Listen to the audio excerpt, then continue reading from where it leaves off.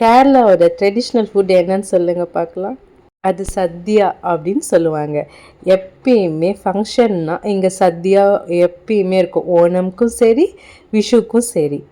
நம்ம கேரளாவில் இருக்கோம், சத்யா சாப்பிடாம இருக்க முடியுமா? இங்கே ரைஸ் கொஞ்சம் குண்டு குண்டாக தாங்க இருக்கும். செம்ம டேஸ்ட்டாக இருக்கும். போதும் போதும் போதும்னு சொல்ல சொல்ல சாப்பாடை அள்ளி வச்சுட்டு போயிட்டாங்க. நான் ரொம்ப ஹாப்பியாக இருந்த ஒன்று ஒன்றும் ஒவ்வொரு டேஸ்ட்டுங்க. ஆனால் இதில் நிறைய வெரைட்டிஸ் இருக்குது. கேஸ் ப்ராப்ளம்னால நம்மளுக்கு கொஞ்சம் கம்மியாக தான் கிடச்சிச்சு. ஆனால் இந்த டைமில் நம்மளுக்கு சத்யா கிடச்சது பெரிய விஷயம். செம்மையாக ஹாப்பியாக எனக்கு வெஜ்ஜு மீல்ஸ் சாப்பிடும் போது அவ்வளோ ஹாப்பினஸ் இருக்கும்.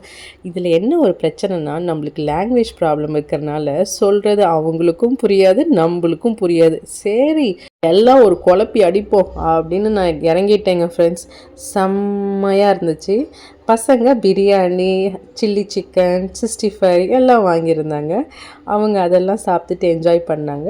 சின்ன குட்டி எல்லாத்தோடையும் சேர்ந்து சாப்பிட்டுக்கிட்டு இருந்தா. அவளுக்கு எப்பயுமே நான் தனியாக மீல்ஸ் வச்சுருப்பேன். நான் ஃபஸ்ட்டே ப்ரிப்பேர் பண்ணி அவளுக்கு ஊட்டிட்டேன். அவ்வளோதான் ஃப்ரெண்ட்ஸ். நீங்கள் பாருங்கள் கடைசி வரைக்கும் என்னென்ன சேட்டப் பண்ணுறோன்னு. எல்லாருமே விரும்பி சாப்பிட்ணும் உணவை. என்ன இருக்குது லைஃப்பில், இதெல்லாம் வேஸ்ட் பண்ண முடியுமா? நம்ம பிரியாணி மாதிரி இருக்காது கேரளாவில் பிரியாணி. அது கொஞ்சம் டிஃப்ரெண்ட்டாக இருக்கும், பட் டேஸ்ட்டாகவும் இருக்கும். ஒவ்வொன்றும் ஒவ்வொரு டேஸ்ட். இதெல்லாம் மிஸ் பண்ண முடியுமா?